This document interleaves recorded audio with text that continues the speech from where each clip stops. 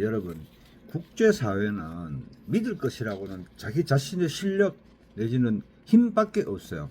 최근에 트럼프 대통령 이기에서 미국에 대해서 수천억 달러의 투자를 요청하면서 한국 기술자들 300여 명을 마치 전쟁포로 다루듯이 체포 감금하여 송환된 사실을 알고 있죠. 미국이 우리를 언제까지나 지켜줄 것이다라고 생각하면 안 돼요. 우크라이나나 지금 나토와의 관계도 보면 미국은 미국뿐만 아니라 그 누구도 어느 국가도 자기의 국익을 위해서는 언제든지 어제의 적이 오늘의 친구가 될 수 있고 오늘의 친구가 내일의 적이 될 수가 있는 거예요. 자, 제가 왜 이런 얘기를 하느냐 하면 다음 이야기를 한번 들어보세요. 미국의 그 2차 세계대전 당시 또는 그 이전에 많은 비밀 문서들이 이제 해제되고 있잖아요. 그래서 거기에 관련된 서적들이 많이 출판이 되고 있어요. 1945년 4월경에 일인데요. 이 4월 3일인데요. 이날은 누구냐 하면 중경 임시정부의 김구주석 큰아들 김인이라는 사람이 며칠 전에 장례를 치르고 난 다음이에요. 이 큰아들 김인은 17살 때부터 독립운동하는 아버지를 도와서 강복군 장교로 활동했는데 28살 되던 1945년 3월 29일 결핵으로 사망을 해요. 아들이 사망하고 나서 며칠 있다가 김구주석이 미국 OSS 미국 첩보국 중국 본부의 서전트 대위라는 장교를 만나서 면담을 하게 됩니다. 그 면담을 하게 되는데 이거는 이범석 장군이 주선을 해서 만나게 되는데요. 이 서전트 OSS 대위가 중경의 임시정부 김구성생과 면담을 하고 난 다음에 보고서를 작성하는데요. 그 보고서 내용이 좀 재미가 있는 부분이 많아서 여러분들에게 말씀을 드리려고 합니다. 이 면담은 이범석 장군과 서전트 대위 사이에서 조율이 되었고 응접실에서 면담을 하였는데 태극기와 중국기 그리고 프랑스기가 응접실에 걸려 있었다. 그런데 태극기와 중국기가 걸려 있는 것은 이해가 돼요. 왜냐하면 우리 대한민국 임시정부가 1919년 4월 달에 만들어졌다가 10월 달에 통합되잖아요. 통합되는데 최초로 대한민국 임시정부를 국제적으로 승인해 준 나라가 중국 정부예요. 그런데 프랑스가 한국 정부를 임시정부를 승인해 주었다는 거예요.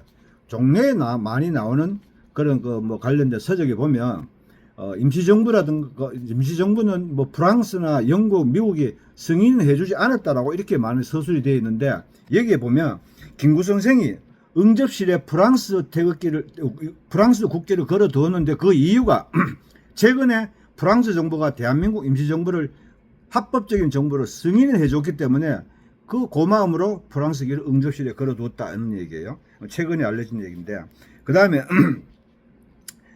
김구선생을 25년 동안의 애국적 자기이자 테러리스트였다고 자기는 생각했는데 그런 테러리스트의 모습을 전혀 찾을 수가 없었다. 이렇게만 이야기를 하면서 김구주석은 미국과 전면적으로 협력할 의향이 있다. 미국이 이제 일본과 태평양전을 하고 있잖아요. 미국에 대해서 전면적으로 협력할 의향이 있고 막 도착한 안희성에서 막 도착한 37명의 한국 강복군 군인들이 있는데 이 청년들을 활용할 생각이 있다. 이렇게 말을 했어요. 아마도 이 37명의 한국 강복군 출신 청년들은 그 후에 알게 되는 이제 고려대 총장을 지낸 김준엽 선생님이나 또 장준하 이런 분들이 포함되어 있었지 않을까 이런 생각이 들어요. 그리고 또 하나 재밌는 거는 김구주석은 메가더 장군이 필리핀에 진격할 때 필리핀 대통령, 필리핀의 고위 관료들과 함께 동행을 했다 그러네요. 깜짝 놀랄 만한 사실이죠. 메가더 장군이 일본에 진군해 있는 필리핀에 진군해 있는 일본 군인들과 전쟁을 할 때 김구 선생이 같이 대동을 했다는 거예요. 그때 필리핀 사람들이 마음에서 우러나는 협력 정신으로 미군을 도와줬다. 그러니까 우리도 미군과 전면적으로 협력할 생각이 있는데 만약에 그렇게 된다면 한국 국민들도 한국에 진격하는 미군들에 대해서 적극적으로 협력을 할 것이다 라는 이야기를 해요. 그런데요, 이 서울 진공작전, 다른 말로 이글 프로젝트라고 그러는데요. 그러니까 이제 한국 강복군들을 이제 한국 서해안에 착륙을 시켜서 후방 교란을 하고 첩보 활동을 하기 위해서 계획을 세웠는데 이 이글 프로젝트 서울 진공작전이 일본이 갑자기 패망을 하면서 이제 그 실패로 돌아가죠. 계획이 이제 수포로 돌아가는 거예요. 돌아가서 김구 선생이 한국 강복군을 서울대 진공시키려고 했던 그 이유는 우리가 전성국이 되기 위해서 하려는 그 노력의 일환이었던 거예요. 근데 일본이 갑자기 패망하면서 우리는 전성국의 지위를 누리지 못했죠. 근데 그 문제는 제가 진짜 하고 싶은 얘기가 뭐냐 하면 1948년 8월 15일 일본이 패망을 하자 김구 선생께서 트루먼 미국 대통령에게 승전 축하 사안을 보냅니다. 그러니까 김구 선생은 중국에서 미국 첩보국 OS 요원들과 같이 협력을 하면서 서울 진공작전을 계획을 했는데 이 전승 축하 사안을 받은 트루먼 대통령의 반응이 참 웃깁니다. 트루먼 대통령은 미국 정부가 대한민국 임시정부와 김구 주석에 대해서 아는 바가 없다 하고 서한을 빠꾸 씌워버리는 거예요.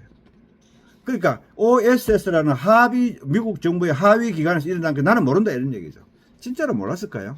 나는 의심이 갑니다. 의심이 가는데 어쨌든 그 중국에서 미국의 OS 첩보요원들과 함께 서울 진공작전을 계획을 하고 교섭을 했던 임시정부에 대해서 미국이 전혀 모른다면서 사안을 되돌려 보낸 것은 한국 임시정부가 전성국의 지위로서 귀환하는 것을 막으려고 했던 미국의 처사가 아닌가 이런 생각이 들어요.